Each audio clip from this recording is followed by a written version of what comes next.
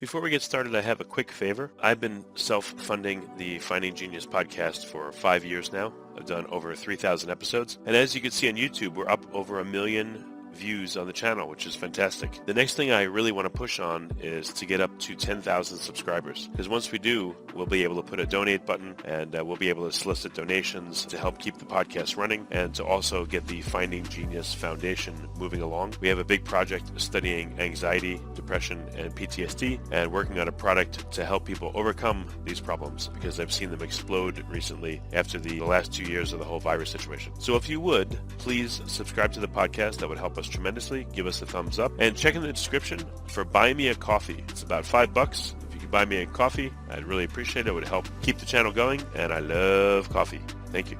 Forget frequently asked questions. Common sense, common knowledge, or Google. How about advice from a real genius? 95% of people in any profession are good enough to be qualified and licensed. 5% go above and beyond. They become very good at what they do, but only 0.1% are real geniuses. Richard Jacobs has made it his life's mission to find them for you. He hunts down and interviews geniuses in every field: sleep science, cancer, stem cells, ketogenic diets, and more. Here come the geniuses. This is the Finding Genius Podcast with Richard Jacobs.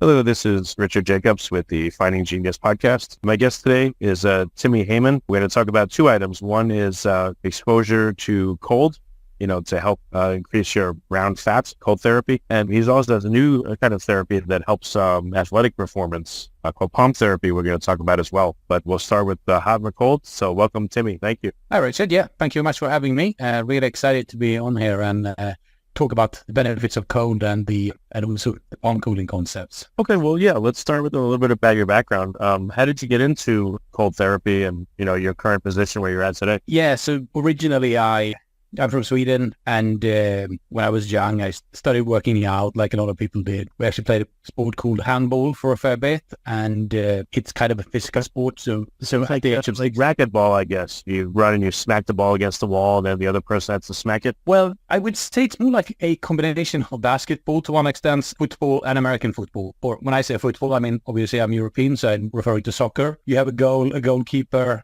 and you're trying to score behind the goalkeeper, and it has a bit of the physicality from American football. But you, as the kind of name mentions, you use your hands instead of your feet.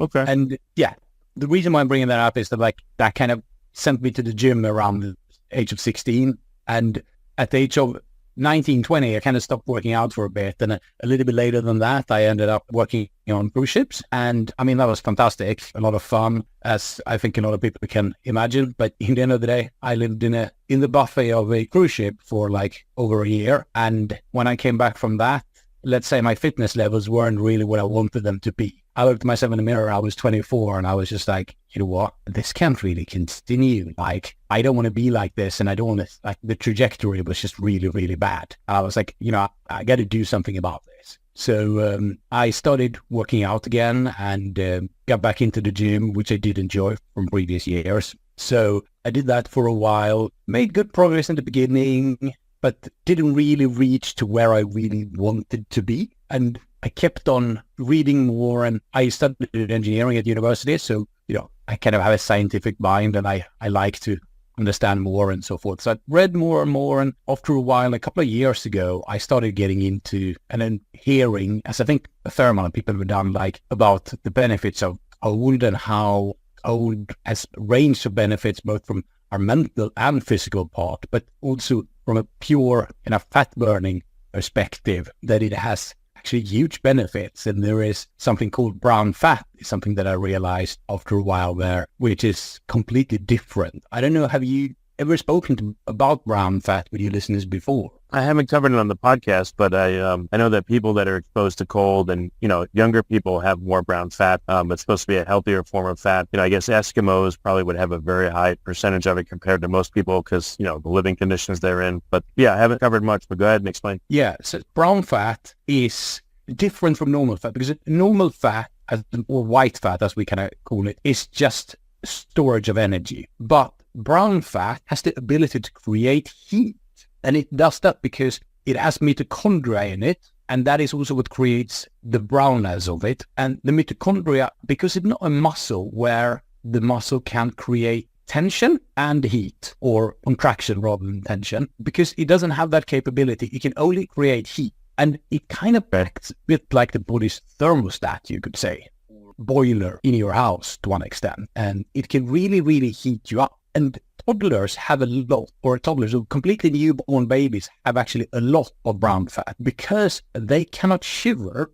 Their nervous systems isn't really developed in that way, and their muscular system isn't really developed enough to be able to do that. So they instead have a very high amount of brown fat to keep them warm if they get cold. So all humans have this when we are born, and then we have a tendency to lose this continuously throughout our life. And actually researchers didn't think that adults had brown fat until maybe 15, 20 years ago. They thought we completely lost this, but actually they realized, and then this kind of came out of CET scans and stuff they did for cancers, because sometimes they saw on these scans that it seemed like people had cancers, because what these scans do is they look for areas that require a lot of energy. And so it looked like people had cancers in kind of specific places and so forth. And I'm like, this is really strange. But then they realized that there's actually brown fat that is activated to keep the person warm. So, okay, how does, what's the interplay between white fat and brown fat? So, when you're in a cold situation, what do both do? And in the presence or absence of each other, what do they do differently? So you could say that they don't kind of interact with each other. I would say that the white fat is just purely energy storage for when we need extra energy, whereas the brown fat activates by when you're cold to keep you warm. And the colder you are, the more brown fat you can actually kind of accumulate. And if you think about it, so if I take myself as an example, I'm from Sweden. People lived in Sweden 200 years ago. There was no central heating. There was no central heating, and people were outside for a majority of the year. And it could be 30 below Celsius, or basically 100 or over 0 Fahrenheit. And people survived that. We are actually made to live in those kind of climates much more than we think today, but we have kind of lost the ability to do that because we don't expose ourselves. It's the brown fat that makes us able, or made those people able, to live in those conditions. And it's kind of like this internal thermostat.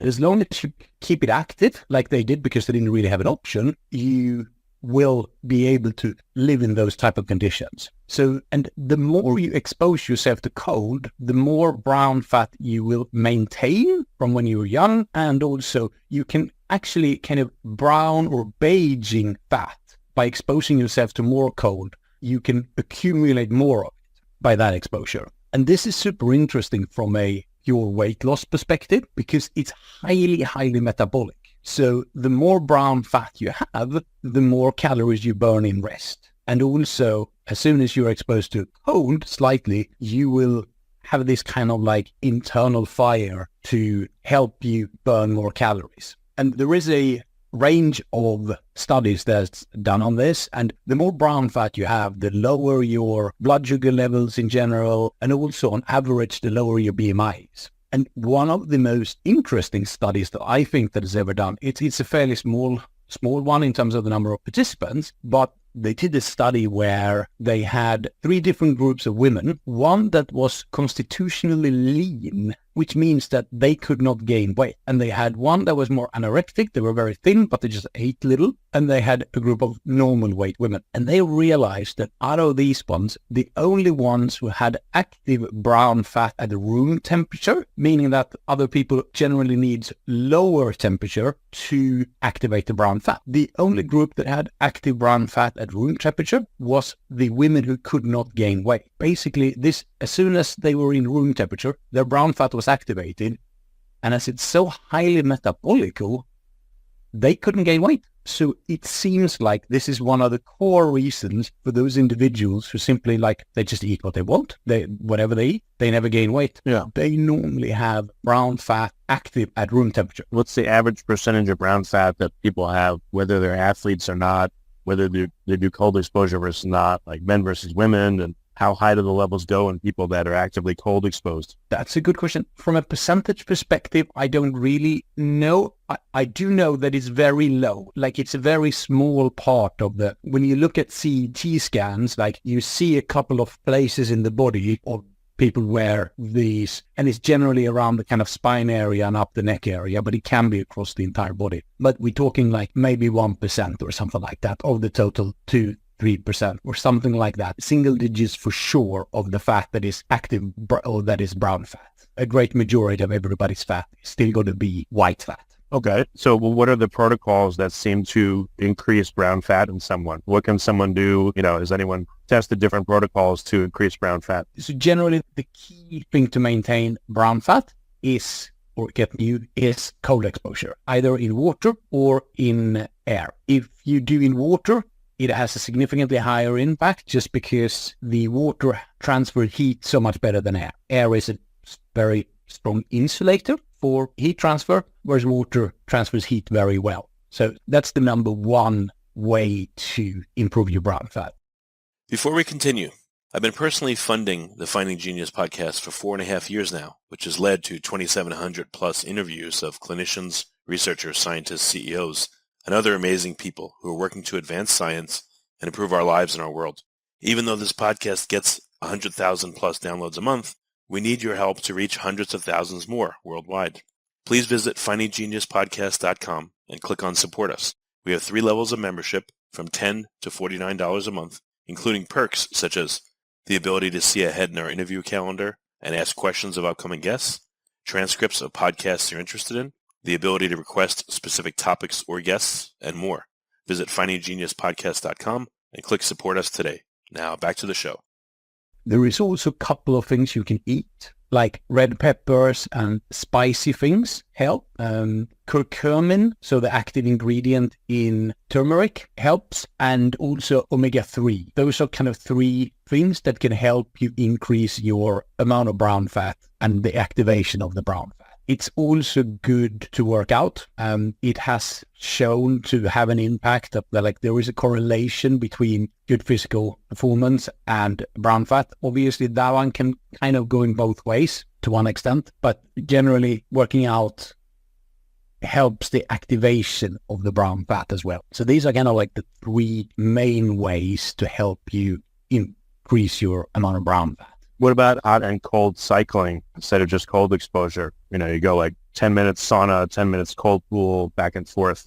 Has anyone looked at that for brown fat formation? As far as I'm aware, there isn't any research done on that in direct correlation to brown fat, but it could be that I haven't seen that research. But I'm not aware of that being a specific benefit of the kind of like cycling that seems to be good for other recovery reasons and so forth. It doesn't say it's not beneficial in that perspective, but definite. But I don't know for sure that it helps. So if someone increases their cold exposure and they do the protocol properly and they increase their brown fat, what will they notice? Will they feel less cold, in cold situations? Will they be more alert? Will they be mentally clear? Like, what are the side effects, you could say? Well, they would definitely feel less cold. They would be more resistant to cold. That's one for sure. And I mean, it's hard to kind of say. It's a little bit like if you gain a bit of muscle, you will increase your metabolic rate. Will you notice if you gain 3 kilos of muscle in terms of you can suddenly eat significantly more? Probably not. So I'm not sure that you will kind of, physically feel an increase in your metabolic rate, but for sure you will be able to withstand cold significantly better and without as much kind of feeling it as much. That's for sure. Okay. Well, let's turn to the other therapy that you've come up with. I didn't know if I heard it right. It's palm therapy. Can you spell it? And then we'll talk about what it involves. Yeah, sure. So that's palm cooling. And basically, it's a very, very fascinating protocol to help you supercharge your exercise performance. And I first heard about this on the Huberman Lab podcast. He did an episode about it. And when it comes to exercise things, I always looking to find an edge and improvement and stuff. But often when you hear things, they talk about, if you do this and this and this, and you jump through a lot of hoops and you get like a 7% increase. And I'm like, I'm a recreational athlete in the end of the day. Like, I don't want to do loads of things and then maybe get a couple of percentage extra here and there.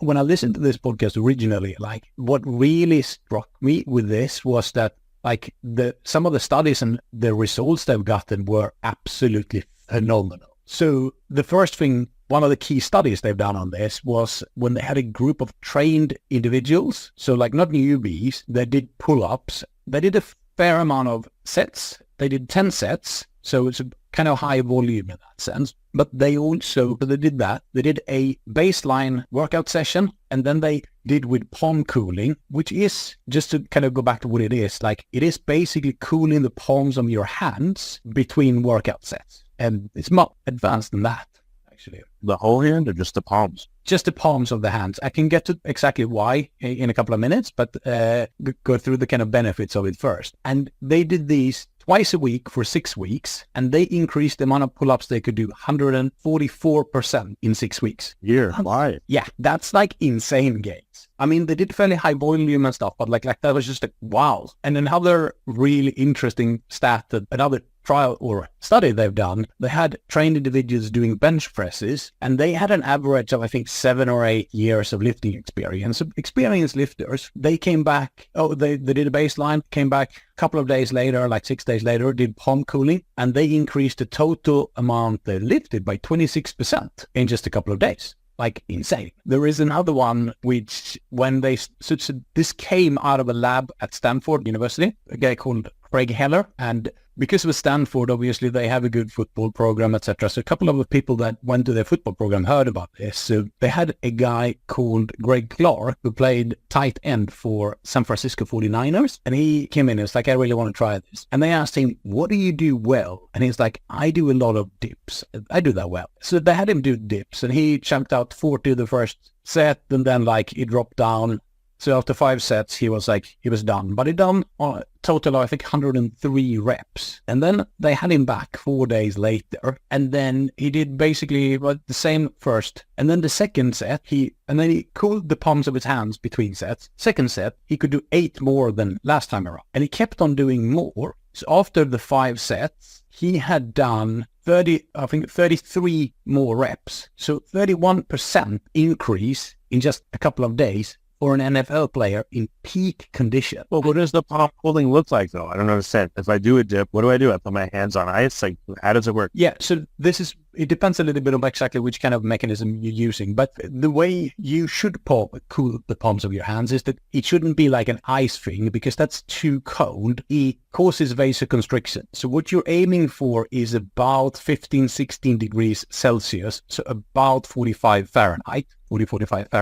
Because if you cool more than that, it is called vasoconstriction. So it will be kind of counterproductive. So you're trying to aim for that way or that temperature. The best way to do it is to have something kind of metal-based that has that temperature and maintains that temperature. In the scientific studies they've done, they had like a specific glove, and they developed a product for that, but it's actually $1,500 for one hand, and you'd ideally need for both hands. And that's why I created a product for this, to make it more affordable and easier to use. So what we're using is just like a metal tube, where we put water in, and then I have ice sticks to make sure that you maintain the right kind of temperature throughout the workout.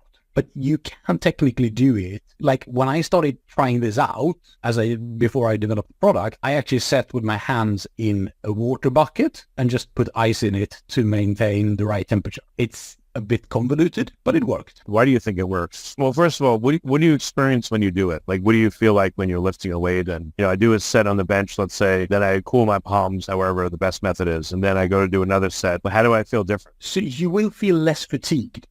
You will feel you have a bit more energy. So the mechanism around this is that, like, our body is very afraid of overheating, because if we overheat, we can die. And as soon as our body temperature goes up a bit, we live in a fairly like narrow spectrum in the end of the day. We're talking Fahrenheit, like we're at 98.5, 99 degrees on average. And if we reach like 106, we need to go to hospital. Like it's a fairly narrow spectrum. And when we work out, we increase the metabolic rate in the muscle up to 50, 60 times. And over that, 80% is heat. So we generate a lot of heat when we work out. That's why we start sweating. But because we generate so much heat, that's dangerous for our body. So in our muscle, there is an enzyme called pyruvate kinase that helps produce the ATP. And this enzyme is heat sensitive to ensure that we don't overheat and push ourselves too far. So as soon as the temperature in our muscle and body goes up, the ATP production is being reduced. What you're doing is you're making the body think it's still in a safe zone, so therefore it allows the person to lift more and it gives more to them instead of conserving it. Actually, you're not kind of tricking the body to this. What you are doing is you're cooling it down. So it's kind of like you're not circumventing the safety mechanism. You're cooling the body. And the reason why we're using the palms of our hands is that the palms of our hands and also the bottom of our feet and the part of the face above the bedline has specific blood vessels called avas, a very complicated name, but it's also called glabrous skin. And that means that we don't have hair follicles there. That means that we have different type of blood vessels that are much tighter and they go straight to our heart instead of through very thin capillaries, etc. So if you want to cool down and heat up your body, these three surfaces is the most effective way to do it. It's much more effective than any other thing. A lot of people think that you should kind of try to put it on your neck or like the wrist of your hand and so on, but that is not all right. The carotid arteries run through the neck. So, I used to work in a flea market. It was hot and I had a necktie filled with like liquid crystals and you put it in water, soak it in ice water and it would keep you cold. But because the carotid arteries run by the cold source, it kept you pretty cool. So that's like, why not put a cold can of soda against your carotid artery, on either side and try it that way instead of your palm? So they've actually done in the lab, Craig Heller's lab at Stanford, they've done comparisons where how quickly you cool down your body by cooling the palms or some of these specific areas, and the palms cool down at least twice as fast as the kind of general thing, the neck and so forth. So it's a much more effective way to cool down your body, these surfaces. So if I had a cold plate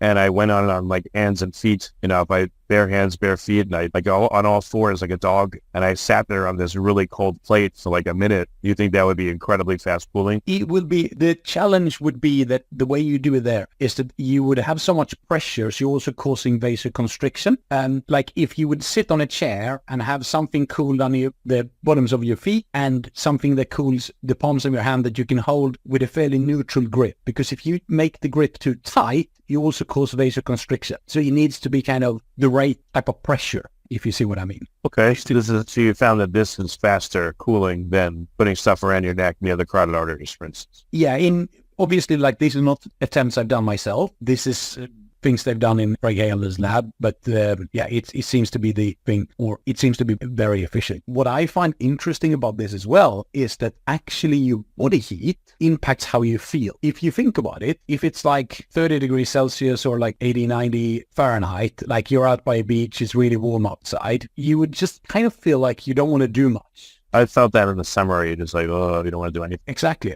And this is the body's way telling you that, buddy, don't go run a marathon because it's warm outside. If you run a marathon now, you are going to overheat very easily. If you feel like that, if you jump in a pool, right away you wake up. You have so much more energy because the body realized, oh, I don't need to be worried about overheating. So the heating actually impacts how fatigued you feel. The warmer you are, the more fatigue you feel, even though your muscles and your body might not be as fatigued as you feel. So when you cool down, when you work out, you're also going to feel like you have more energy. It makes a huge difference. Okay, so what, people can lift 30, 40% more, or do they have more endurance? Like, does it help with explosive strength or endurance, or, what kind of effects does it have? Is it a rising tide that lifts all boats? Like, no matter what physical activity you do, if you do periodic palm cooling, you can do it better? Yeah, I would say generally anything you do, you can do it better if your body is cooler, and palm cooling is the most effective way of doing it. As an example, like I had a guy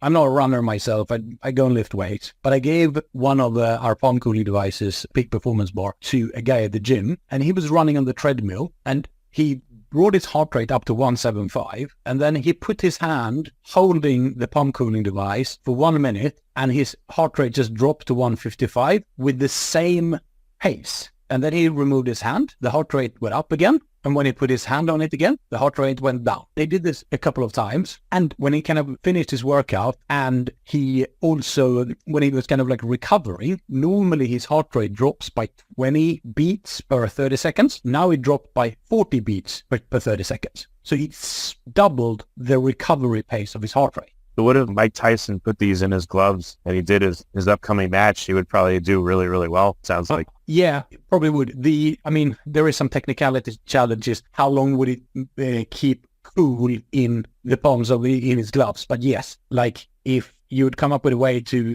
cool a boxer or an MMA fighter or something like that between rounds with this, where obviously they're wearing gloves. They could maybe do with it if they're not wearing footwear, that type of MMA fighter, but cooling between rounds for that type of, like, they will have so much more energy. Like, it's going to be a world of a difference for them, for sure. It really makes a huge impact. Another interesting thing where the mechanism isn't really clear yet is that it does decrease delayed onset muscle soreness a lot. So if we go back to the example with the NFL player, like he did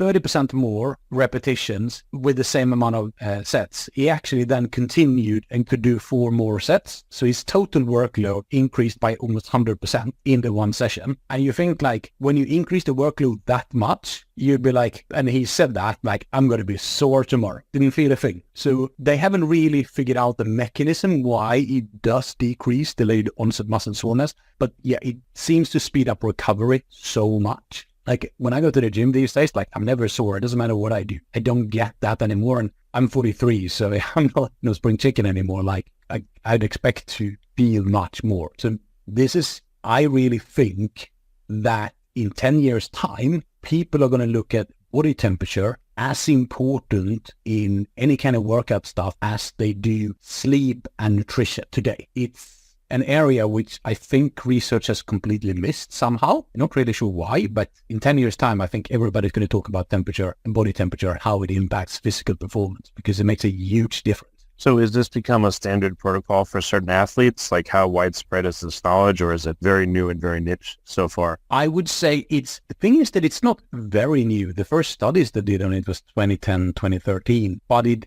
hasn't spread yet. A little bit one of the reasons why I want to go on podcasts like yours to kind of make people aware, because I think it's a fantastic protocol. Like it's super interesting and has huge impact. But from my understanding, it has started spreading a bit more in through Craig Heller's lab in Stanford and a couple of people they're connected with, but their device is, as I said, very expensive. So I think that limits the adaptation from it. But yeah, it seems to spread a bit, at least in the kind of top athlete area. Okay. Is there any more refinements to the protocol that need to be done? Specific devices, maybe inserts in gloves or things like that, or just inserts that you could hold, then where is this going? Well, I think it's going like, there is products, like as I said, like I have developed the Peak Performance Bar, which is a device you can bring to the gym. I'm looking at making it more as mobile as possible. It's looking at kind of ways that you can bring it with you on a run and things like that without maybe you need to have it in your hand the entire time, etc. So there is developments going on. Like I'm looking at as many ways as possible to kind of get this to people. And there is a couple of products if people Google palm cooling device. So there is a few, but it's not a range of them yet. But I think in a couple of years, we're going to have significantly more of that for sure. Are there any downsides to using it? Have you seen or no? Can someone overextend themselves because they're using it when they normally couldn't push themselves that hard, therefore hurt themselves? I mean, obviously, there could always be a thing if someone like push themselves too hard and there is a risk of injury in that sense, but nothing more than, nothing extreme or nothing more. Like, I haven't seen any higher rate of injury or anything like that, if you see what I mean. Like it's nice. There's no surgery, none of that stuff. And it sounds like it's very beneficial. That's great. Yeah. And what I think is really interesting here as well is that actually it's the improvements are conditioning. So they actually did another thing where they had another NFL player in, and he was doing, I think it was bench press he was doing. And they did palm cooling for 2 weeks, and then he increased a fair bit. And then they didn't palm cool for 2 weeks, and he kind of maintained the performance because he had worked out at a higher level for a bit. So even without the palm cooling, he was like just a little bit below that. And so if you kind of use palm cooling for a bit and you improve your performance with that, you will maintain that. And if you then add palm coating further on, you can improve further like they did with that NFL player. And like it's a very interesting graph that you see first 2 weeks in good improvement, then flat for 2 weeks, and then further good improvement for 2 weeks. Have you tried hand warmers to see if it makes it worse for people, just to try? So I haven't done that. I know there is some studies that have done that, and they saw no improvement with hand warming in that sense. Well, I wouldn't expect them to see an improvement. I would expect to see a detriment if the theory holds, maybe. Okay, yeah, actually warming, I think they've only done it with neutral temperature, so to speak. So I don't think there is any with direct warming as far from the studies that I have seen on it. Ah, I see. When you first said palm cooling, I imagined someone with like a big palm frond fanning somebody instead of what you discussed. But I know it's not that. But that's what I pictured first in my mind. Yeah. Someone being fanned by big palm frond. Yeah, no, it's like the best way to kind of do it is if you hold something of metal that has that temperature, that has a water part on the other side of it, because that transfers the heat the best way. I mean, a fan would help as well. Like, it's better than nothing, to be direct. Okay, I understand. Well, very good. Very good, Tim. What's the best place for people to find out more about your work? Where can they go? Yeah, if you want to find out more about palm coating and brown fat, go and look at our Instagram. It's Prime Science Health, just the 3 words, Prime Science Health. And also you can go to our website, which is primescience.co.uk, or you just put in Google Prime Science and you'll find our products. And we're happy to share a lot of knowledge about the benefits of brown fat and palm coating. And if you want to know something more specific, just go there and send us a DM, send me an email. I can talk about this until the cows come home. I love it. So yeah, want to know more. Well, Timmy, thanks so much for coming on the podcast. I really appreciate you being here. Thank you much for having me, Richard. That's great being here, and thank you. If you like this podcast, please click the link in the description to subscribe and review us on iTunes. You've been listening to the Finding Genius podcast with Richard Jacobs.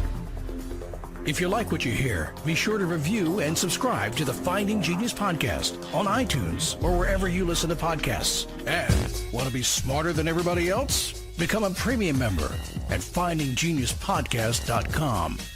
This podcast is for information only. No advice of any kind is being given. Any action you take or don't take as a result of listening is your sole responsibility. Consult professionals when advice is needed.